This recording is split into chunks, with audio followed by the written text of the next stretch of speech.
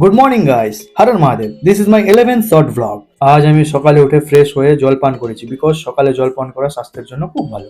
দেন আমি নিজের প্রিয় ধান্যকে নিয়ে বেরিয়ে পড়ি মাঠে যাওয়ার জন্য। আজ অনেকটাই তাড়াতাড়ি চলে এসেছি, তাই আজ ঠান্ডাটাও একটু বেশি জোরদার লাগছিল। মাঠে এখনো দু একজন আছে, যাই হোক আমি নিজের ড্রেস চেঞ্জ করি আর কিছুক্ষণ হাঁটি। তারপর 2000 মিটার রান কমপ্লিট করে আমি ভাইদের কাছে গিয়ে এক্সারসাইজ কমপ্লিট করি। এক্সারসাইজ কমপ্লিট করে কিছুক্ষণ বসি, দেন আমি নিজের ধান্যকে নিয়ে বেরিয়ে পড়ি মাঠ থেকে।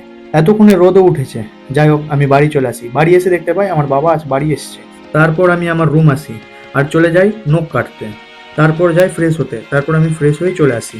তারপর আমি আসি একটু চিন্টুর কাছে, চিন্টুর সাথে কিছুক্ষণ খেলা করি। তারপর আমি চলে যাই ভিডিও শ্যুট করতে। ভিডিও শ্যুট করতে এসে এখানে দেখি এখানে প্রচুর কাজ চলছে।